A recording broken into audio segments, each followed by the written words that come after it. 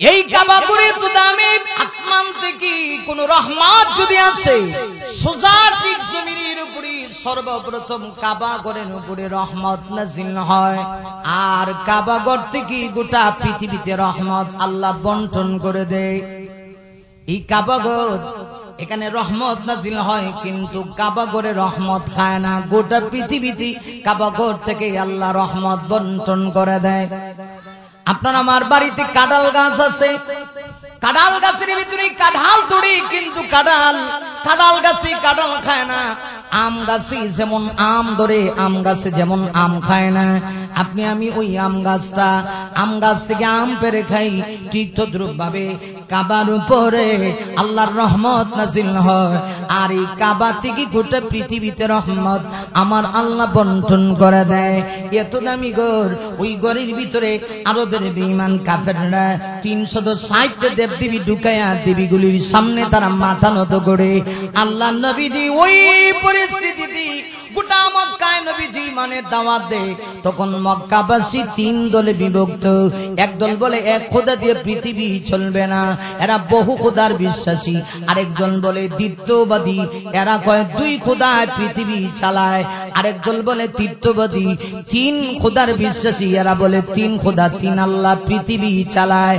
এমন সময় ওই কুফরি আকীদার মানুষগুলির সামনে আল্লাহ নবী বিশ্ব নবী রাহমাতুল লিল আলামিন একত্ববাদের দাওয়াত দেওয়া শুরু করছেন। এখন চিন্তা করে দেখেন ওই সমাজের অবস্থাটা কি পর্যায়ে ছিল। আমার নবী যখন এক আল্লাহ দাওয়াত দেয়, নবীজি ওই মক্কার মানুষগুলির সামনে ঘোষণা করে দেয়, ইয়া আইয়ুহান নাস কুলু লা ইলাহা ইল্লাল্লাহ। নবী ডাক দিয়ে বলে, ও আরবের মানুষেরা, বহু খোদা মানলে কামিয়াবি অর্জন করতে পারবে না, 3 খোদা মানলে কামিয়াবি অর্জন করতে পারবে না, 2 খোদা মানলে কামিয়াবি অর্জন করতে পারবে না। আল্লাহ নবী বিশ্ব নবী তাদেরকে দাওয়াত দিয়ে বলেন, যদি কামিয়াবি অর্জন করতে হয় এক খোদাকে মানতে হবে। এই জমিন আল্লাহর, আইন চলবে আল্লাহ, এই জমিন আল্লাহর বিধানও চলবে আল্লাহর, ঠিক কিনা? وداعيا إلى الله بإذنه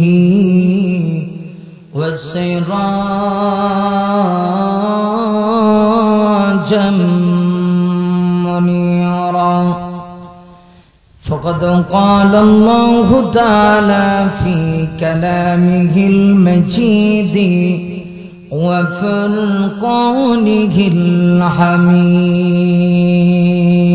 الحميد أعوذ بالله من الشيطان الرجيم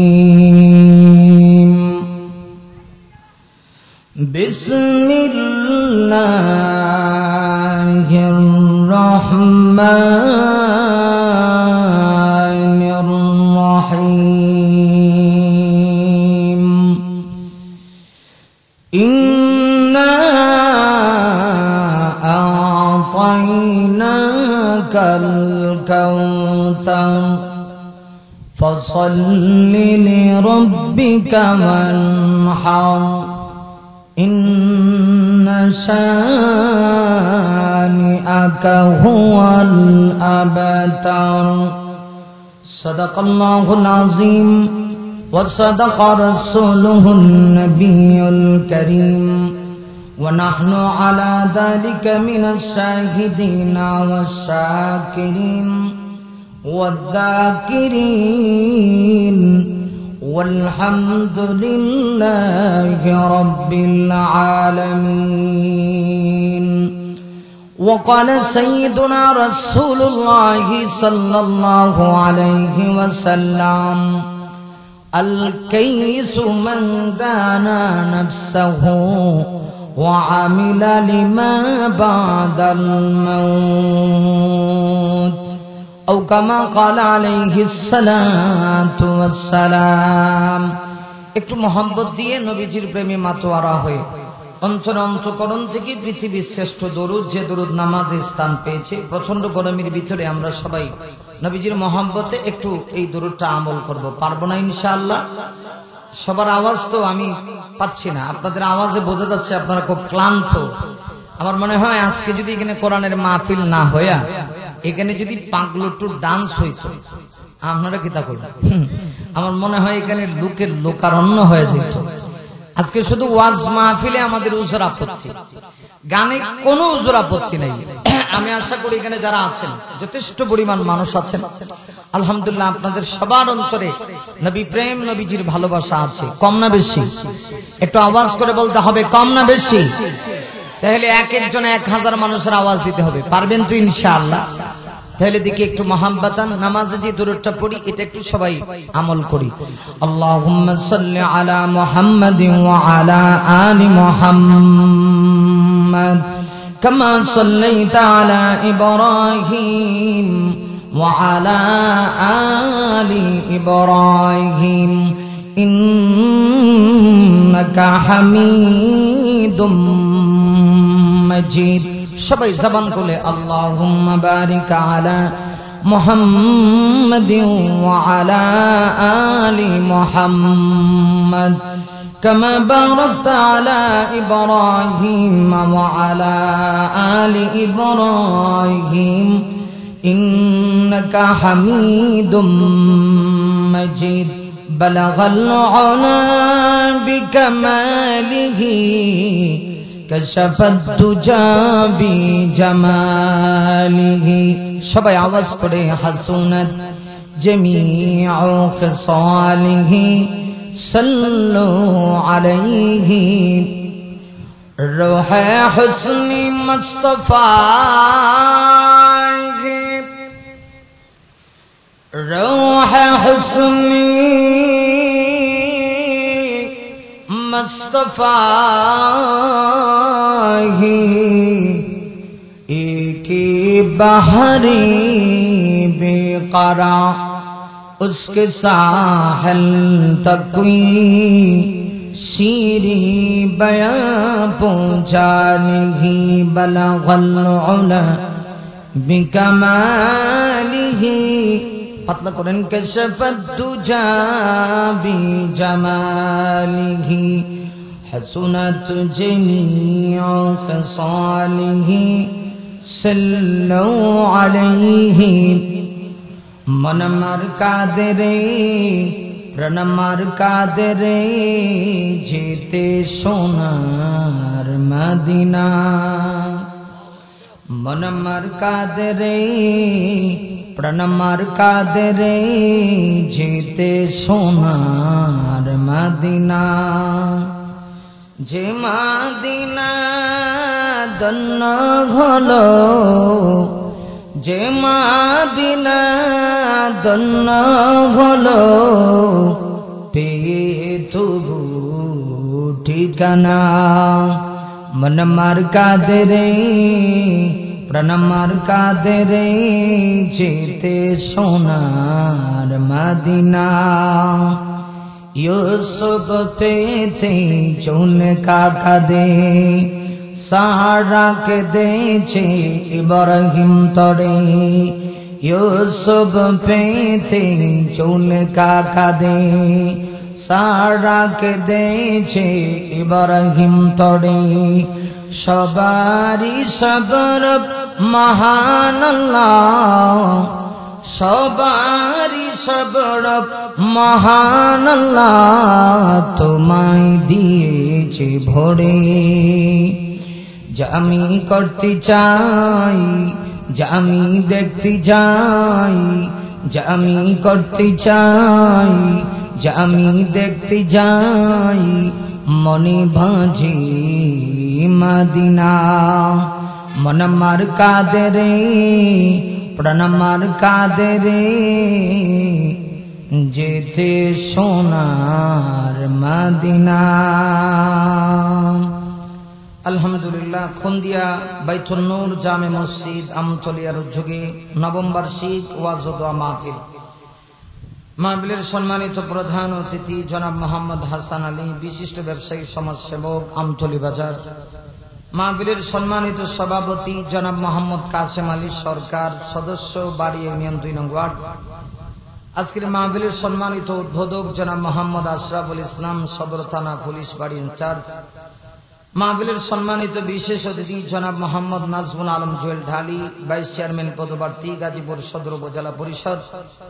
বরণ্য অতিথি জনাব Mohammad Kabir Hossain, managing director সুটি resource সহ আজকের এই মাহফিলের যিনি বিশেষ বক্তা, অত্যন্ত চমৎকার এবং মনোমুগ্ধকর আলোচনা করেছেন। আপনাদের এলাকার সবার প্রিয়, জনপ্রিয়, জননন্দিত প্রখ্যাত মুফাসসিরে কোরআন হযরত মাওলানা মুফতি কিফায়াতুল্লাহ বিন হাসান, খতিব, কোন্দিয়া কেন্দ্রীয় জামি মসজিদ। এবং আমার আগে যিনি কথা বলেছেন হযরত মাওলানা মুফতি আব্দুল মুমিন কাশফি সাহেব সহ অন্যান্য হযরত উলামায়ে কেরাম, সমবেত দিনদার ইমানদার মুমিন মুসলমান ভাইরা, বুড়া বাবারা, মাইকের আওয়াজ যত দূর পর্যন্ত গিয়ে পৌঁছেছে, পর্দানিসীন পরম শ্রদ্ধেয়া সম্মানিতা মা ও বোনেরা, প্রচন্ড গরম,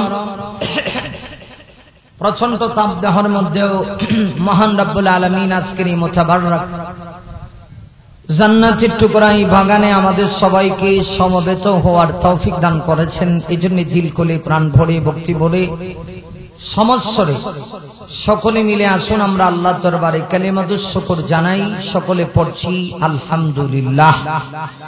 63 বছরে হায়াত দিয়া আপনার আমার নবীর আল্লাহ দুনিয়াতে পাঠাইছেন। নবীজি পৃথিবীতে আসছেন 40 বছর একদিন হওয়ার পরে আমার নবীজি নবুয়ত পাইছেন, নবীওয়ালা দায়িত্ব পেয়েছেন। 40 বছর একদিন হওয়ার পরে আল্লাহ পাক জানাই দিয়েছে, নবী গো আপনাকে নবুয়ত দিলাম, এবার আপনি দাওয়াতের কাজ শুরু করেন। আমার নবীজি দাওয়াতের মিশন চালু করে দিলেন। নবীজি যখন দাওয়াতের মিশন নবুয়ত পায়া মক্কার জীবনে চালু করে দিলেন, তখন থেকে গেছে গোটা মক্কার মানুষগুলি 3 ভাগে বিভক্ত। কয় ভাগ? আরো জোরে, আরো জোরে দেখছেন নি? এদের আওয়াজ নাই, তো না, বুঝছেন না? আচ্ছা, আওয়াজ দিয়ে 3 দলে বিভক্ত। এর মধ্যে এক দল হইল যারা বহুত্ববাদী খোদার বিশ্বাসী, মানে এরা কয় 1 2 খোদা 3 খোদা দিয়া পৃথিবী চলতো না, বহু খোদা আছে, বহু আল্লাহ আছে। এরা বহু আল্লাহ মানে নাউজুবিল্লাহ কইতেন না? এমনকি কাবা শরীফের ভিতরে এরা 360টা দেব দেবী ঢুকায়া মূর্তির সামনে এরা মাথা নত করে। আরো আস্তে কর নাউজুবিল্লাহ। আমি আপনাদের কাছে জানতে চাই, আল্লাহর ঘরের দাম আসেনি? কাবা ঘরের দাম আসেনি? মন এটা বানায় কইতেছি। আমি আয়াত পড়বো, আপনারা শুধু আল্লাহু আকবার বলবেন।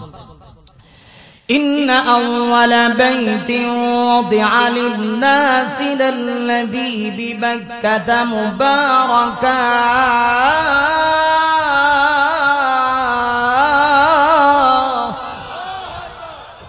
আল্লাহ নিজে কোরআন শরীফে বলে যে এমন এক ঘর এই পৃথিবীতে আল্লাহ যে ঘরটা সর্বপ্রথম মানুষের ইবাদতের জন্য আল্লাহ স্থাপন করছেন। এটা সর্বপ্রথম ঘর।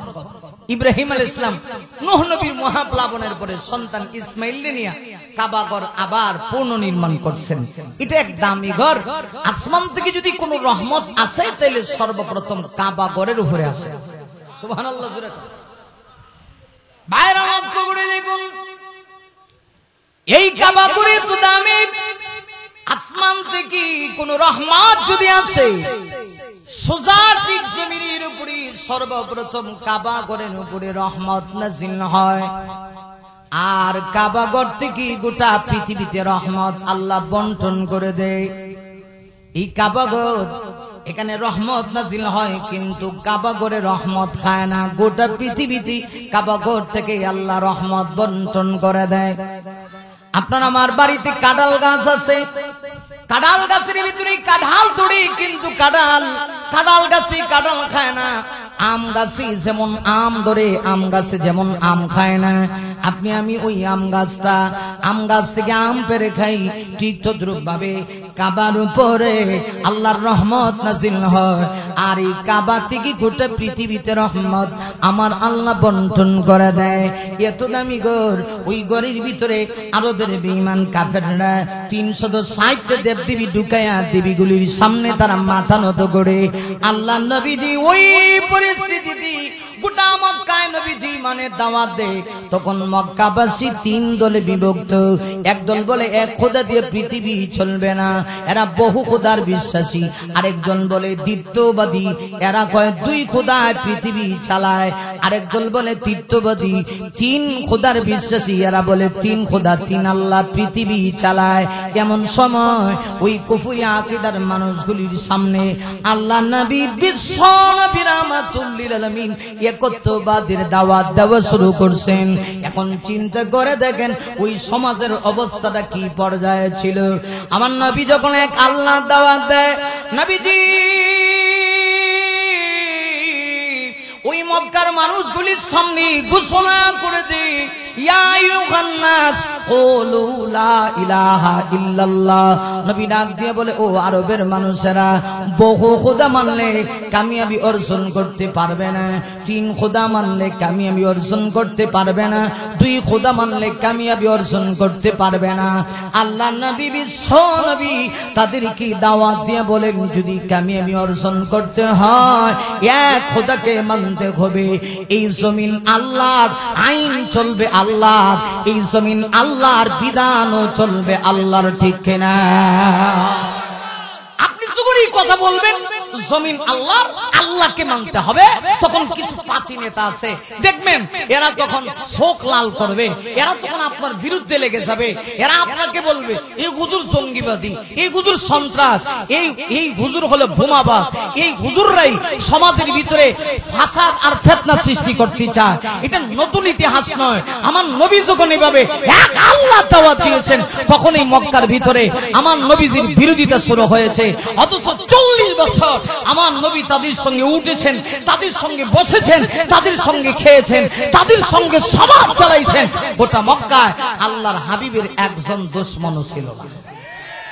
আরো জোরে, একজন দুশমন নাই। সবার কাছে আমার নবীজি আল আমিন, মোহাম্মদ বিশ্বাসী, মোহাম্মদ আস-সাদিক, মোহাম্মদ সত্যবাদী, মোহাম্মদের চাইতে বিশ্বাসী, মোহাম্মদের চাইতে পরম সত্যবাদী আর কেউ নাই। সবার কাছে আমার নবীজি প্রিয়, সবার কাছে জনপ্রিয়, সবার কাছে জননন্দিত। যখনই খালি গেছে বিরোধিতা শুরু হয়েছে। বিরোধিতা কেমন বিরোধিতা? মক্কার ভিতরে দেখা যায় আমার রাসূলের বিরুদ্ধে মিছিল মিটিং শুরু হয়েছে। কথা বুঝেন নাই? কথা কি বুঝেন কিছু? আমি আপনাদের কাছে এবার একটু জানতে চাই, একটু বলিষ্ঠ কণ্ঠে আওয়াজের মাধ্যমে একটু জবাব দিয়ে বলেন, এরা রাসূলের বিরুদ্ধে মিটিং মিছিল করে এজন্য কি নবীজি ইমানের দাওয়াত দেওয়া বন্ধ করছেন? একবারের লাগা, এক মুহূর্তের জন্য, এক সেকেন্ডের জন্য না। আমার রাসূল তার মিশন চালিয়ে যাইতেছে। নবীজি ইমানের দাওয়াত দিতেছেন, এরা আমার নবীজির বিরুদ্ধে পিছনে পিছনে মিটিং করে, মিছিল করে, করুক, নবীজির সামনের দিকে এগিয়ে যাচ্ছে। কিন্তু দেখা গেল বিরোধীরা এমন পর্যায়ে শুধুমাত্র নবীজির বাহিরের লোক, ঘরের বাহিরের লোক বিরোধিতা করে তা না। এখন দেখা যায় আপন মানুষ যারা, রাসূলের আপন চাচা, নাম হলো মিস্টার আবু লাহাব। মিস্টার, আরে কেমনে ওয়াজ করতাম বুঝি না তো। আজকের ওয়াজ তো গরমের ওয়াজ, এটা কেবায়তুল্লাহ বিন হাসানের ওয়াজের দরকার আছে, আমার ওয়াজ হইতো না। আমার পানের ভাইরা, দেখা গেছে যে ঘরের ভিতরে বিরোধিতা শুরু হয়ে গেছে। রাসূলের আপন চাচা মিস্টার আবু লাহাব, লাহাব না বলেন আবু লাহাব। আরো জোরে কর। আবু জাহেলকে কোনোদিন আবু জাহাল বলবেন না, একটু গোতা মেরে কবেন আবু জাহিল্লা। ফেরাউনরে কোনোদিন ফেরাউন কইবেন না, একটু সাইজ করে কইবেন ফেরাউন। নমরুদরে কোনোদিন নমরুদ বলবেন না, বলবেন নমরুদ্দা। কারণ ইসলামের দুশমন যারা, এদের সঙ্গে আমাদের কোনো আপোষ। আমরা শাহজালালের সূর্য সেনা, আমরা এই পৃথিবীর কাউকে ভয় পাই না, আমরা একমাত্র আল্লাহকে ভয় পাই, ঠিক কিনা? ছুটিয়াই শাহজালালের নির্ভীক সৈনিকেরা খতম কর গোবিন্দের ওই চলেছে মুন্ডা গুলা। ছুটিয়াই শাহজালালের নির্ভীক সৈনিকেরা খতম কর গোবিন্দের ওই চলেছে মুন্ডা গুলা। ছুটিয়াই শাহজালালের নির্ভীক সৈনিকেরা খতম কর গোবিন্দের ওই চলেছে মুন্ডা গুলা। ওলিদের বমিতি, ওলিদের পাক বমিতি, বিপ্লবের মশাল জ্বালা, ঠিক না? ওলিদের পদ্মমিথি বিপ্লবের মশাল জ্বালা ছুটিয়াই সাং জালালের নির্ভীক সৈনিকেরা খতম কর গোবিন্দের চলেছে মুন্ডা গোলা। মারহাবা তো আওয়াজ করে সবাই বলেন মারহাবা। সাং জালালের বিদ্যাপীঠে আসি যারা বাগবাসাতি, সাং জালালের বিদ্যাপীঠে আসি যারা বাগবাসাতি, সাং জালালের বিদ্যাপীঠে আসি যারা বাগবাসাতি, তাকবীরের ধ্বনি দিয়ে ওদের পিঠে আগুন জ্বালা, তাকবীরের ধ্বনি দিয়ে ওদের পিঠে আগুন জ্বালা, মৌলবাদীর ফসল ফালা ছুটিয়াই সাং জালালের নির্ভীক সৈনিকেরা খতম কর গোবিন্দের চলেছে মুন্ডা গোলা। ওলিদের ভূমিথি ওলিদের পদ্মমিথি বিপ্লবের মশাল জ্বালা ছুটিয়াই সাং জালালের নির্ভীক সৈনিকেরা খতম কর গোবিন্দের চলেছে মুন্ডা গোলা। লিল্লাহি তাকবীর।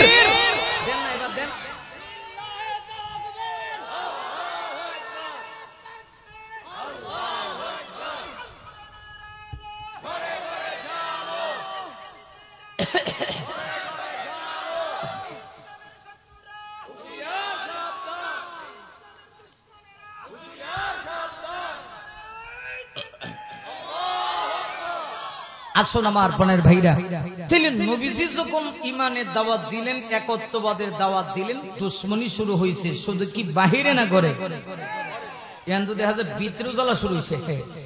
একবারে নবীজির কাছের লোক আফন চাচা, নাম জানি কিতা কইছিলাম, হ্যাঁ আর একটু গোতা মারে কই না, মিস্টার আবুল হেব্বিয়া আফন চাচা হয়ে বিরোধিতা শুরু করছে। শুধু চাচায় যদি বিরোধিতা করে তাও তো মানা যায়, চাচার বউ জানি কিতা হয়, আপনার এলাকাত কিতা কই চাচি, চাচি গো চাচি, চাচি এমন চাচি, চাচার বউ, চাচা নেতা আর চাচি হইল নেত্রী, নাম হলো উম্মে জামিল। নাম কি? উম্মে জামিল। এখন দেখা যায় উম্মে জামিল ও রাসূলের বিরোধিতা শুরু করছে।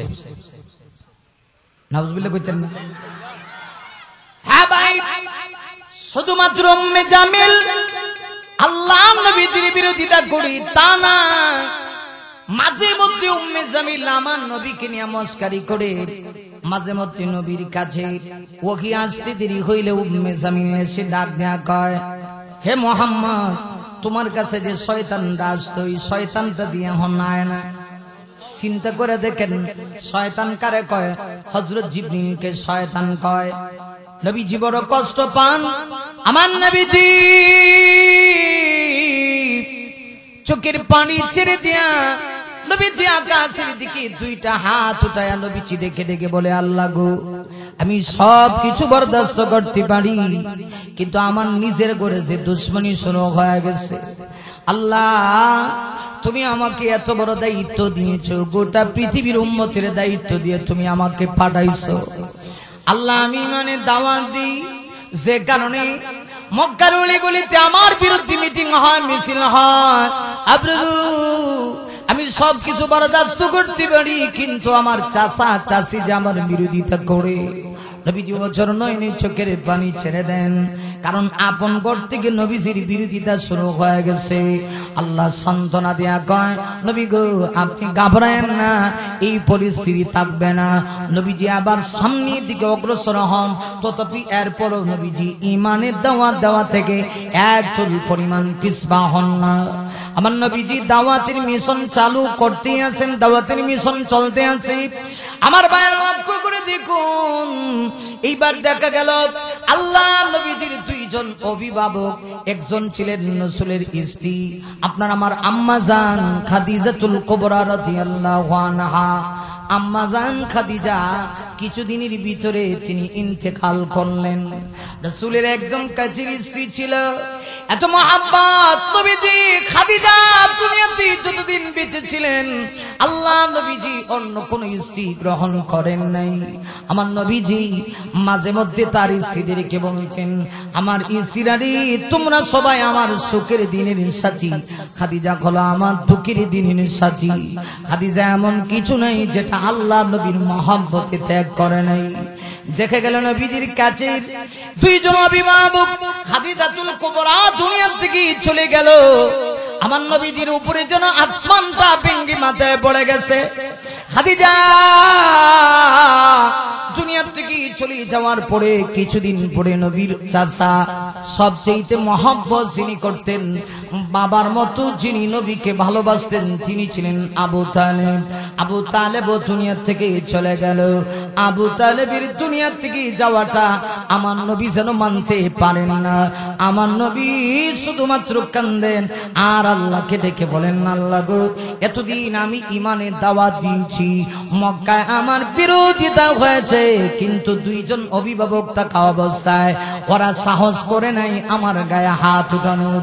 কিন্তু দেখে গেল নবীর স্ত্রী আমাদের আম্মা জান খাদিজা যখন ইন্তেকাল করেছি, খাদিজার চাচা আবু তালেবের ইন্তেকালের বুড়ি মক্কার বেঈমান কাফিররা আল্লাহর হাবিব বিশ্ব নবীজির গায়ে সরাসরি আঘাত করতে শুরু করলো। শুধু নবীর গায়ে আঘাত করে তা না, নবীর সাহাবীদের গায়েও ইমানের দাওয়াত দেওয়ার কারণে আঘাত করে। আমার নবীজি মক্কাবাসীকে তারপরেও ইমানের দাওয়াত দেয়। নবীজি মক্কাবাসীর সামনে আমার নবীজি একত্ববাদের ঘোষণা দেয়, একত্ববাদের দাওয়াত দেয়। কিন্তু মক্কার মানুষেরা সকাল বিকাল নবীর উপরে আঘাত করে। নবীজি শেষ পর্যন্ত মক্কা ছেড়ে নবীজি তায়েফের দিকে রওনা হয়ে গেলেন। কারণ তায়েফ ছিল আমার নবীজির নানান দেশ। নবীজি ভেবেছেন তায়েফে যাওয়ার পরে তায়েফের মানুষগুলি মনে হয় আমাকে ভালোবাসবে, আমার নানা দেশের মানুষগুলি আমাকে মনে হয় মহব্বত করবে, আমাকে আগলায় রাখবে, আমার দেহে আঘাত করবে না। কিন্তু দেখে গেল তায়েফের মানুষেরা নবীজির বিরোধিতায় আরো বেশি লিপ্ত হয়ে গেল। নবীজি তায়েফে গিয়ে যখন ইমানের দাওয়াত দেয়, ইমানের দাওয়াত দেওয়ার কারণে তায়েফের বেঈমান কাফিররা আমার নবীজির পিছনে ছোট ছোট অবুজ বাচ্চাগুলিকে লাগায় দিয়েছে। এই ছোট ছোট বাচ্চাগুলি যখন লাগায় দিয়েছি, ছোট ছোট বাচ্চাগুলি হাতের ভিতরে পাথরের কঙ্কর নিয়া আল্লাহর নবী বিশ্ব নবীজির গায়ে যখন পাথরের কঙ্কর দ্বারা আঘাত করে, পাথরের কঙ্করে আমার নবীজির চেহারা মুবারক ফেটে রক্ত বের হয়। বিশ্ব নবীজির চেহারা থেকে বদন মুবারক থেকে রক্ত বের হতে আরম্ভ হয়ে গেছে। আমার নবী যখন তায়েফে গিয়েছেন, আমার নবীজির সফর সঙ্গী ছিল রাসূলের পালক পুত্র হযরত যায়েদ। যায়েদকে দেখি নবীজির পাথরের আঘাতে রক্ত মুবারক যখন পড়তে শুরু হয়ে যায়, আল্লাহ নবীজি হাত দিয়া রক্ত বারবার তার চেহারায় মাখেন। নবীজি রক্ত জমিনে পড়তে দেন না। নবীজি রক্ত যখন জমিনে পড়তে দেয় না, নবী গো, কি কইছি রক্ত দিয়ে আপনি জমিনে পড়তে দেন না। আমার নবী ডাক দিয়া কয়, যায়েদ রে, রক্ত যদি জমিনে পড়ে যায়, আল্লাহ না করুক আমার উম্মতির উপরে আল্লাহ নারাজ হয়ে গজব ঢেলে দিতে পারে। এই জন্য রক্ত বারবার আমি আমার দেহে মাখি, কিন্তু উম্মতকে কষ্ট দিবি, আমি নবী সেটা বরদাস্ত করতে পারবো না। তাই ফের মানুষেরাও আমার নবীর সঙ্গে এমন আচরণ করলো, নবীকে মেরে রক্তে রঞ্জিত করে ফেলেছে। আল্লাহ বরদাস্ত করতে পারে না। আল্লাহ ডেকে বলে, জিবরিল, হ্যাঁ জিবরিল যাও আমার বন্ধুর সামনে গিয়ে বলো, বন্ধু যদি বলে এই যে তায়েফের দুইটা পাহাড় দুই দিক থেকে চাপিয়ে দিতে, আমি দুই দিক থেকে দুই পাহাড় চাপিয়ে দিয়া তায়েফবাসীকে ধ্বংস করে দিব। নবীজি সেজদায় পড়ে শুধু কান্দে। আমার নবী ডেকে ডেকে বলে, আল্লাহুম্মা গফিরলি কওমি ফাইন্নাহুম লা ইয়ালামুন। নবীজি সেজদায় পড়ে কান্দে আর ডেকে বলে, আল্লাহ গো, আমার উম্মতের উপরে তুমি গজব দিও না, ওরা বুঝে না। ওরা যদি বুঝতো তাহলে ওরা আমার সঙ্গে এমন আচরণ করতো না। আমার ভাইরা, তাহলে নির্যাতনের মাত্রাটা কেমন? আমার নবীজি মক্কায় মায়ের খায়া তায়েফে গেলেন, তায়েফে গিয়েও নবীজি মায়ের খাইলেন। এরপরও মক্কাবাসী আমার নবীর সঙ্গে সুন্দর আচরণ করে না। সর্বশেষ আমার নবীজির 4টা ছেলে সন্তান ছিল। একে একে 4জন ছেলে সন্তানকে আল্লাহ মৃত্যু দিয়া দিলেন। আল্লাহ মৃত্যু দিলেন কেন? আমার নবীজির শান বাড়ানোর জন্য। সূরা কাউসারে নবী শানে নুজুল বলছি। আমার আল্লাহ নবীকে 4টা সন্তান দিলেন, একে 4জন সন্তানকে নিয়ে গেলেন, মৃত্যু দিয়ে দিলেন। যখন 4 ছেলে সন্তানকে নিয়ে গেছে, এমনিতেই মক্কার মানুষেরা আমার নবীকে নিয়ে মস্কারি করা শুরু করছে। এবার মক্কার কাফেররা নবীর সামনে এসে কয়, মুহাম্মদ, এতদিন তোমাকে নিয়ে টেনশন করতাম, কারণ আমরা এতগুলি খোদা মানি, তুমি এক খোদার দাওয়াত দাও, তোমার জন্য বড় ভয় ছিল। না রে মুহাম্মদ, না, তুমি দুনিয়া থেকেই চলে গেলে পরে তোমার নাম নিশানা থাকবে না, কারণ আল্লাহ তোমাকে ছেলে দিল। একে 4জন ছেলে সন্তান দিয়ে আল্লাহ নিয়ে গেল। আল্লাহ ছেলে সন্তান কেন নিয়ে গেলেন? মুফাসসিরিন কেরামগণ লিখেছে, ছেলে সন্তানগুলি নিয়ে নবীর শান বাড়ানো হয়েছে, নবীর মর্যাদা আল্লাহ বাড়ায় দিয়েছে। কেমনে? লক্ষ্য করে দেখুন, ছেলে সন্তানগুলি যদি দুনিয়াতে বেঁচে থাকতেন, আল্লাহ যদি তাদেরকে নবুয়ত না দিত, তাহলে নবীর ইজ্জতের ভিতরে আঘাত আসতো। কারণ এই পৃথিবীতে অনেক নবী আল্লাহ পাঠাইছে, যাদেরকে নবী বানাইছে, নবীর সন্তানদেরকেও আল্লাহ নবী বানাইছে, ঠিক কিনা? অনেক নবী, যেমন ইব্রাহিম আলাইহিস সালামের সন্তান নাম কি? আপনারা এটাও কইতারেন, একটু সবাই কোন লাগবে তো। আমি যদি খালি এই কথা জিজ্ঞেস করি যে বলো তো দেখি কয়েকটা অভিনেতা অভিনেত্রীর নাম, তখন কইব হুজুর শুধু কি বাংলাদেশ না ইন্ডিয়া সহ কইতা। কথা কন না কেন? কারণ এরা তো বাংলাদেশে গণাত ধরে না। আমাদের ছেলে সন্তান যারা আছে, এরা বাংলাদেশের আর্টিস্টদেরকে গণাত ধরে না। এরা কয় কি বাংলাদেশ না ইন্ডিয়া সহ কইতা। কথা বুঝেন না? বলিউড বলিউড। কিন্তু আফসোস লাগে আমরা এগুলা জানি না। ইব্রাহিম আলাইহিস সালাতু ওয়াস সালামের সন্তান নাম কি? হযরত ইসমাইল। আল্লাহ তাকে নবুয়ত দেয় নাই। দাউদ আলাইহিস সালাতু ওয়াস সালামের সন্তানের নাম কি? হ্যাঁ, সুলাইমান আলাইহিস সালাম। তিনিও ছিলেন বাদশা, তিনি নবী, সন্তানও নবী, আবার বাদশা। বাদশাও কি কেমন বাদশা? এইরকম বাদশা এই পৃথিবীতে আল্লাহর কাউকে বানায় নাই, বানাবেও না। হাবলি মুলকাল্লা ইয়ামবাগি লিআহাদিন মিন বাদি। এমন বাদশা এই পৃথিবীতে আল্লাহ আর কাউকে বানাবে না। তাহলে দাউদ পয়গম্বরের সন্তান, সুলাইমান নবী। কথা কোন ঠিক কিনা বেঠিক? এইভাবে অসংখ্য নবীদের সন্তানদেরকে আল্লাহ নবী বানাইছেন, নবুয়ত দিয়েছেন। এখন আল্লাহ তাকে, আপনার আমার নবীকে ছেলে সন্তান দিলেন কয়জন? 4জন দিয়ে একে দুনিয়া থেকে নিয়ে নবীর সম্মান কেমনে বাড়াইলেন? কারণ এই ছেলে সন্তানগুলি যদি দুনিয়াতে থাকতেন, তাহলে তাদেরকে নবুয়ত দেওয়ান লাগতো। যদি নবুয়ত দেওয়ান লাগে, তাহলে রাসূল তো শেষ নবী, তিনি খাতামান নবিয়্যিন, তাহলে তিনি শেষ নবী হতে পারেন না, তার সম্মান ঠিক থাকে না। এজন্য আল্লাহ দুনিয়া থেকে তাদেরকে নিয়ে গেছেন। আরেকটা হলো, আল্লাহ যদি তাদেরকে দুনিয়াতে বাঁচায়া রাখতেন, আর বাঁচায়া রাখলে যত টাইমে 40 বছর হওয়ার পরে নবুয়ত দেওয়া হইতো। যদি নবুয়ত দেওয়া হইতো, তাহলে আপনার আমার নবী অন্য নবীদের মাঝে কোনো পার্থক্য নাই। দেখা গেল না দাউদ পয়গম্বরের সন্তান সুলাইমান নবী হয়েছে, আপনার আমার নবীর সন্তান নবী হয়েছে, তাহলে এই পয়গম্বর আর আপনার আমার নবীর মধ্যে কোনো পার্থক্য থাকতো না। আল্লাহ এজন্য তাদেরকে দুনিয়াতে অল্প সময়ের ভিতরেই একেবারে বালেগ হওয়ানের আগেই আল্লাহ তাদেরকে নিয়ে গেছেন। আরেকটা হলো, আল্লাহ যদি দুনিয়াতে তাদেরকে রাখতেন, রাখার পরে আল্লাহ তাদেরকে দুনিয়াতে পাঠাইলেন তো আল্লাহ ছেলেগুলিকে নিয়ে গেলেন কেন? কারণ আরবের লোকদের যদি একটা প্রথা ছিল, এদের যদি ছেলে সন্তান না হইতো, আরবের লোকেরা কইতো আবতার, নির্বংশ, লেজ কাটা। আল্লাহ বুঝাইছে না, আমার নবী লেজ কাটা না, আমার নবীর ছেলে সন্তান দিছি, কিন্তু ছেলে সন্তানগুলি নিয়ে গেছি। এই জন্য আরববাসী আমার নবীকে নিয়ে মস্কারি করে কয়, মুহাম্মদ বুঝছি, এখন তোমার তো দুনিয়া থেকে গেলে পরে তোমার আর নাম নিশানা থাকবে না, কারণ তোমার ছেলে সন্তান আল্লাহ নিয়ে গেছে। নবীজি কষ্ট পান, জবাবে আল্লাহ জিবরিল পাঠায়া আমার নবীর শান মান তুলে ধরতে গিয়া পবিত্র কোরআন শরীফের সূরা কাউসার আল্লাহ নাযিল করে দিয়েছেন। আর জোরে বলি সুবহানাল্লাহ।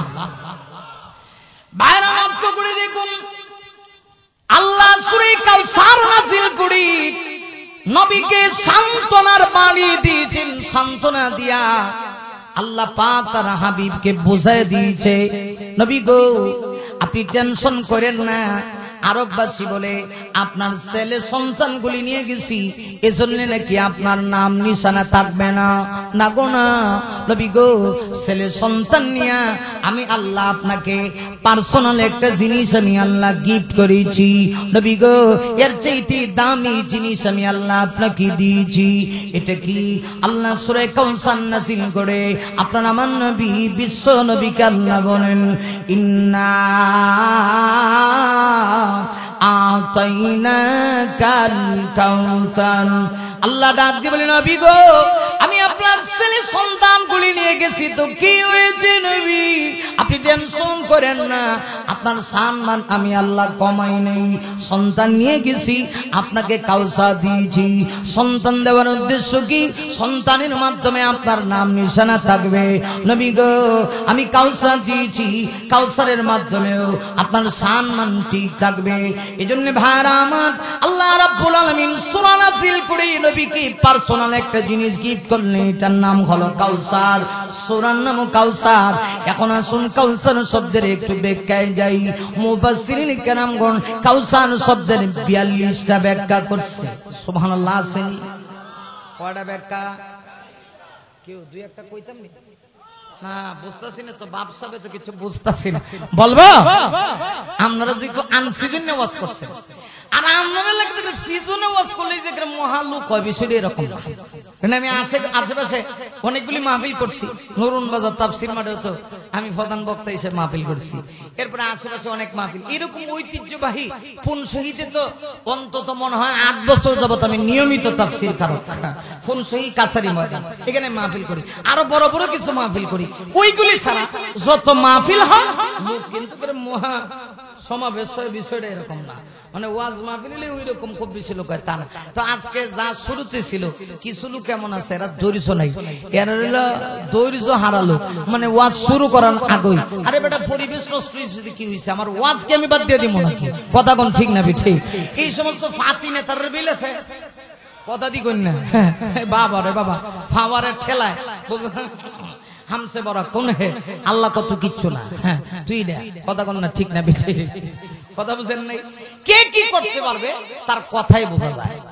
ছোট্টবেলা আমার নানি আমারে কইতো, কিরে তুই তো বক্তা হইবি রে। ছোটবেলায় আমারে কইতো যে তুই যেমনে বাঁশি বাজাস, হ্যাঁ তুই বক্তা হইবে। তোকে কেউ যদি ছোটবেলা বেলা বাজায়, এই বেলা বাজাই না তুই বোঝা যায় যে বড় হইলে গায়ক হইবে। কথা দি কই না ঠিক কিনা বে ঠিক? তো এই বেটা যে বেলা বাজাইছে, এই বাজানিতে আমরা বুঝতে লাইছি যে উনি কত নাম্বারের নেতা। কথা কই না গেল লাগে ঠিক না বে ঠিক? লাগা যাইতাম না, এদিকে যাইতাম না। জান যেই কথা বলছি, আল্লাহ নবীকে ছেলে সন্তান দিলেন, ছেলে সন্তান দিয়া আবার নিয়ে গেলেন, নিয়ে গিয়া রাসূলের ইজ্জতকে আল্লাহ কমাইছেন না বাড়াইছেন? আরো জোরে। কারণ ছেলে সন্তান যদি দুনিয়াতে থাকতো, আমরা বাংলাদেশে যে পাবলিক অনেক বিশ্বাস আছে দেখবেন, সব পীর যে খারাপ তা না, দুই একজন ভালো তো হাজারের মধ্যে একজন দুইজন। আর বাংলাদেশে পীরের ব্যবসা খুব বেশি বাজার, পীরের ব্যবসার বাজার খুব মারাত্মক। হ্যাঁ পিসা আর কিছু লাগে না, একদম ল্যাংটা দেখবেন হেরও কিছু মুরিদ আছে। আর আস্তে কর ঠিক না, একদম ল্যাংটা। হ্যাঁ হেরও দেখবেন মাশাআল্লাহ কিছু লোক গিয়া দেখবেন মামা মামা ক এরে কলা দে, কপালের মাঝে সোমা দে, গায়ে কোনো কামড় নাই। যদি জিজ্ঞাসা করেন কেউ এই লোকটারে এত সম্মান দাও, আল্লাহর সাজদা দেয় না, নাউজুবিল্লাহ। আল্লাহর এই গজব কেন লাগে না জিল হইতেছে, এই যে গরম প্রচন্ড গরম তাপদাহ কেন লাগে? এমনি নেই, শিরিক আজকে ঘরে ঘরে ঢুকে গেছে, ঠিক কিনা? কেউ পীরের পূজা করে, কেউ নেতার পূজা করে, ঠিক না? মানে নেতার এমন মহব্বত, বাবা রে বাবা, আল্লাহর এত মহব্বত করে না। মানে এমন একটা ভাব ইমান আছে না গেছে, আল্লাহ ভালো জানে। আমার ভাইরা একটু বুঝেন, কিছু লোক কেমন আছে যে বিশ্বাস উনি যদিও মনে করেন যে না আসলে হাজারের মাঝে তো দুই একজন ভালো পীর হতে হয়, উনি যদি পীর মনে করেন যে ভালো মানুষ, ইমান আমল সব ঠিক আছে, উনি পীর, কিন্তু উনার ছেলে যে করে ভালো হইব এর তো কোনো গ্যারান্টি নেই। এরপর কিছু লোক আছে যাইতে আর গদ্দিসিনী পীর মানায়, কনা তোমার বাবা অভিশাপ তুমি পীর, অথচ গাঞ্জা খা, আব্বা খা, কথা দি কই না, বাবা খা, হ্যাঁ আর আকাম কোকাম, রাইতের কাম, দিনের কাম, ডাইনের কাম, বামের কাম, উপরের কাম, নিচের কাম, যা আছে সব করে হেরো গদ্দিসিনী পীর বানাই দিছে। কথা দি কই না? তাহলে এমন যদি হয় আমরা বাঙালি পাবলিকের অবস্থা, তাহলে নবীর সন্তান যদি দুনিয়াতে বেঁচে থাকতো কিছু লোক যাইতে ধরেও কইতো না তুমিও নবীর যেহেতু সন্তান তাহলে তুমিও নবী। কথা কোন ঠিক না ঠিক?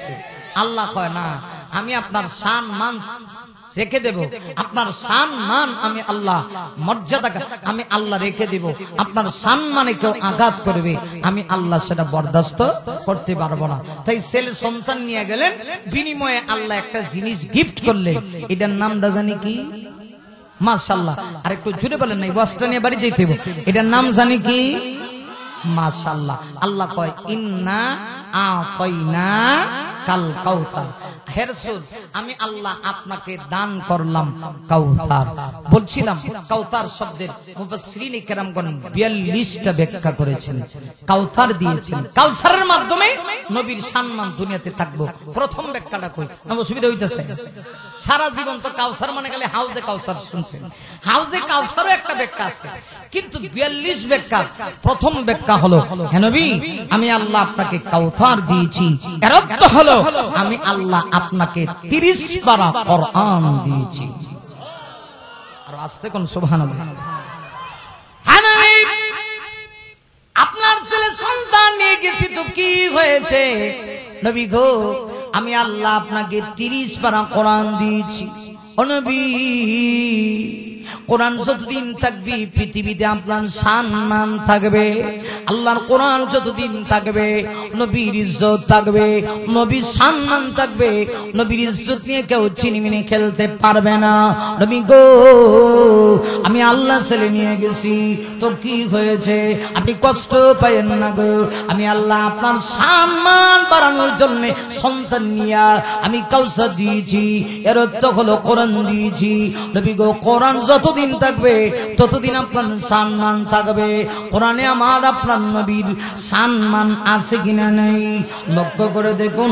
পবিত্র কোরআন শরীফে আমার আপনার নবীকে আল্লাহ এত সম্মান দিয়েছে। কোরআন শরীফে কোথাও আমার আপনার নবীকে ইয়া মুহাম্মদ বলে আল্লাহ ডাকে নাই। ভাইরা লক্ষ্য করে দেখুন, নবীকে আল্লাহ এত সম্মান দিয়েছে, নবীকে আল্লাহ কোরআনে ইয়া মুহাম্মদ বলে কোরআনে কোথাও ডাকে নাই। ভাইয়ান নবীজি গভীর রজনীতে আমার নবীজির গায়ে কম্বল, আমার নবীজি আম্মাজান আয়েশার হুজরায় সাইত। আম্মাজান আয়েশা বলেন, নবীজি যখন হুজরা শরীফের ভিতরে একসঙ্গে আমার সঙ্গে থাকতেন, আমি এক কমলির নিচে থাকতাম। এমনিতেও আমার আল্লাহ কোরআন শরীফ নাযিল করতেন, হযরত জিবরিল আগমন করত।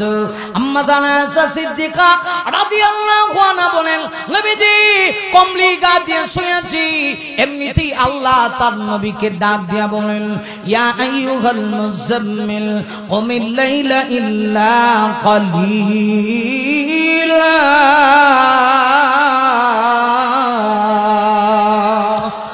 আমার নবীজি কম্বল গা দিয়ে শুয়ে আছে, আল্লাহ ইয়া মুহাম্মদ বলে ডাকে না, হে মুহাম্মদ কইয়া ডাকে না। আল্লাহ ডাক দিয়ে কই, হাই কমলে ওয়ালা নবী কুমিল লাইলা ইল্লা কালিলা। রাত্রি বেলা কিছু সময়ের জন্য আপনি দাঁড়িয়ে আপনার রবের পায়ে আপনি সিজদা দেন, অর্থাৎ আপনি তাহাজ্জুদের নামাজ পড়েন।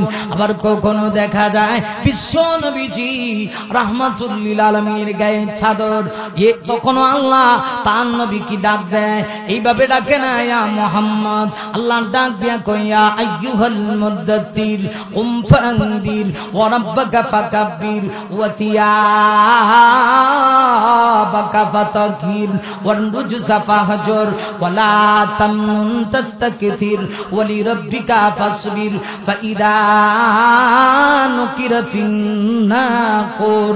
আল্লাহ ডাক দে, হে চাদরওয়ালা নবী, ইয়া আইয়ুহাল মুদ্দাসসির। আল্লাহ কয় কুম, আপনি দাঁড়ান, ফানজির অতঃপর আপনি আপনার রবকে ভয় করুন, ওয়া রাব্বাকা ফাকাব্বির কাব্বির রাব্বাকা। নবী গো, আপনি আপনার রবের বরত্ব বর্ণনা করুন। ভাইরা, তাহলে কোরআন শরীফে আল্লাহ জায়গায় জায়গায় তার হাবিবকে কত মহব্বত করে ডেকেছে। আমার নবীর সম্মান এত বেশি, আমি যদি সারা রাত বলি আপনারা বলবেন যে হুজুর আরো বলুন, এরপরেও শেষ হবে না। আল্লাহ ডাক দিয়ে কই, নবী গো, ও নবী,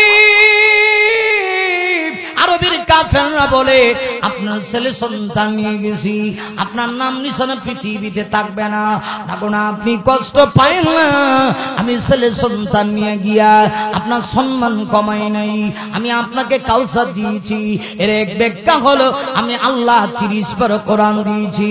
নবী গো কোরআন আছে যতদিন জমিনে আপনার সম্মান থাকবে ততদিন।